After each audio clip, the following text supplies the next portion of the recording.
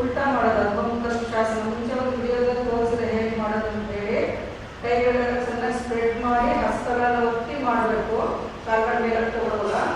ಕೈಗಳನ್ನು ನೇರ ಮಾಡಿಲ್ಲ ಅಂದರೆ ಎಷ್ಟು ಮೇಲೆ ವೆಯ್ಟ್ ಬರುತ್ತೆ ಅಂದರೆ ಹಸ್ತಗಳನ್ನು ಒತ್ತಿಲ್ಲ ಅಂದರೆ ಮಾಡಿ ಹಸ್ತಗಳನ್ನು ನೆಲಕ್ಕಿಡಿ. ಇವುಗಳು ಹಸ್ತ ನೆಲಕ್ಕೆ ಇಟ್ಬಿಟ್ಟು ಮಾಡಿ.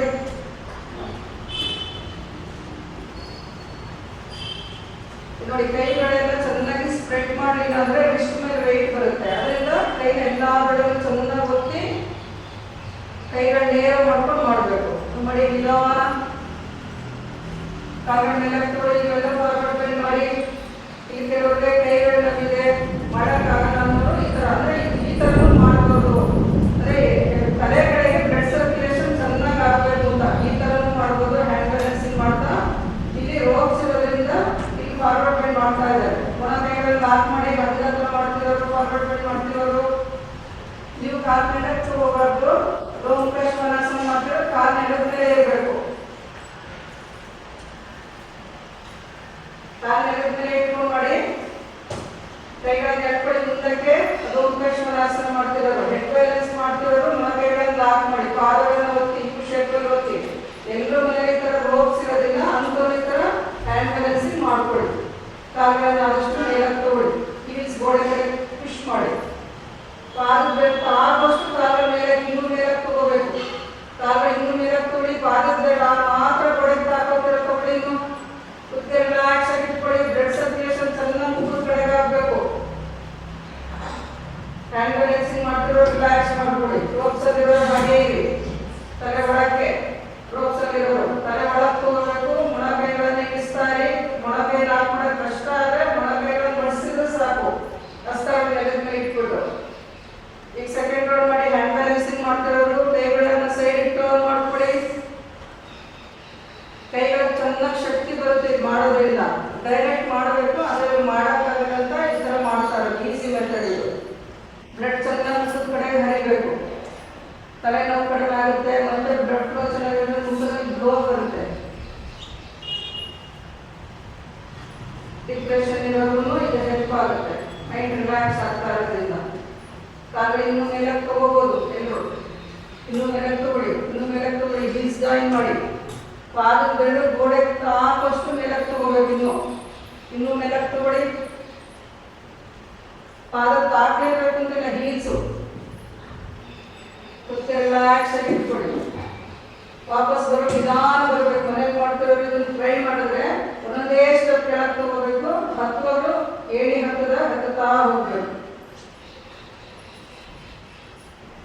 ನಿಧಾನ ವಾಪಸ್ ಬನ್ನಿ. ರೋಪ್ಸ್ ಅಲ್ಲಿರೋರು ವಾಪಸ್ ಬನ್ನಿ. ಅರ್ಧಮುಖ ವೃಕ್ಷಾಸನ ಮಾಡ್ತಿರೋರು ವಾಪಸ್ ಬಂದು ಅಲ್ಲೇ ವಜ್ರಾಸನ ಫಾರ್ವರ್ಡ್ ಬೆಂಡ್ ಮಾಡಿ ಕೂತ್ಕೊಳ್ಳಿ. ಬಟ್ಟೆ ಸೀನ್ಸ್ ಮೇಲೆ ಡ್ರಾಪ್ ಮಾಡಿ.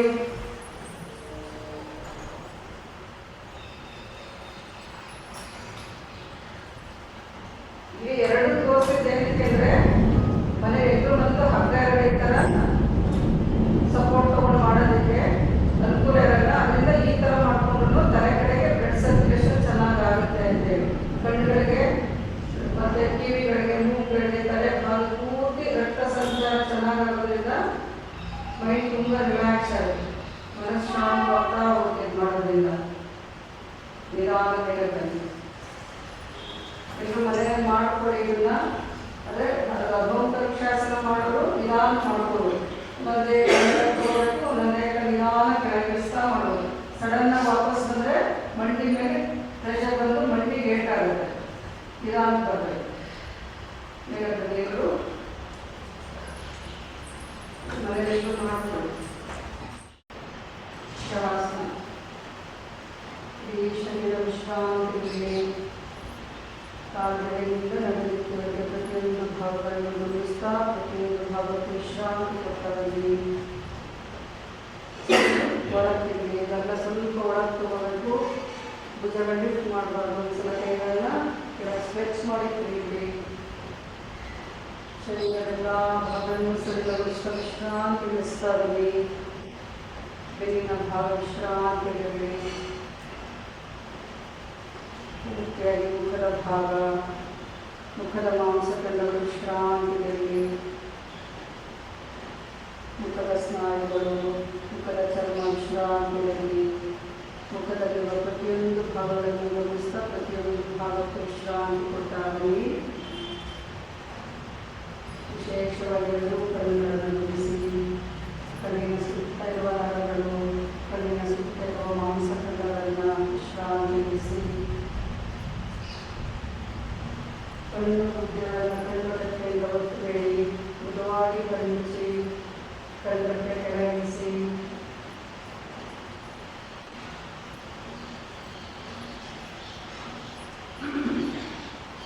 ಕಣ್ಣು ಮುದ್ದೆಗಳು ಆಳಕ್ಕೆ ಹೋಗ್ತಾ ಇರಲಿ.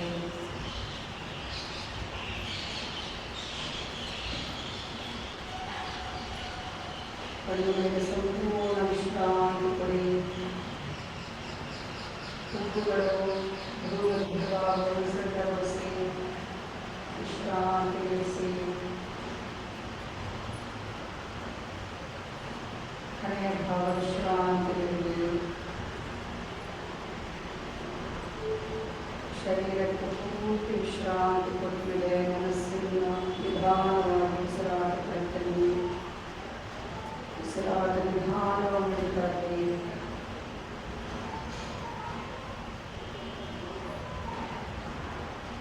ಪ್ರತಿಯೊಂದು ಬಾರಿ ಉಸಿರನ್ನು ಹೊರಗೆ ಹಾಕಬೇಕಾದ್ರೆ ಮುಖದ ಭಾಗವನ್ನು ಶಾಂತಗೊಳಿಸ್ತಾ ಬನ್ನಿ.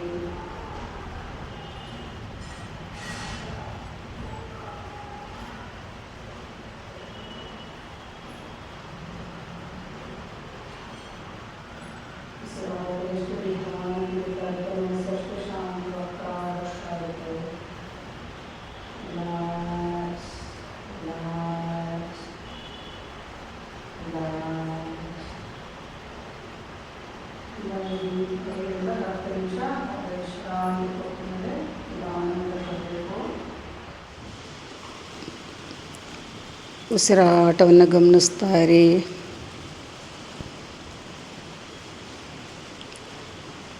ಇಡೀ ಶರೀರವನ್ನೊಮ್ಮೆ ಗಮನಿಸ್ಕೊಳ್ಳಿ.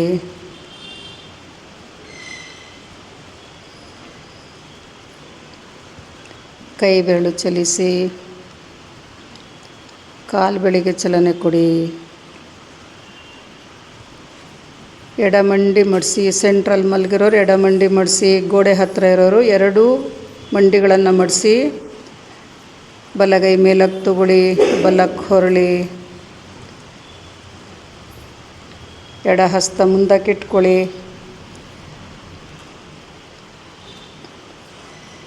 ನಿಧಾನ ಮೇಲಕ್ಕೆ ಬನ್ನಿ. ನೇರ ಕೂತ್ಕೊಳ್ಳಿ ದಿಂಬುಗಳ ಮೇಲೆ. ಮನೇಲಿ ಮಾಡ್ತಿರೋರು ಪ್ರಾಣಾಯಾಮ ಮಾಡ್ಕೊಳ್ಳಿ.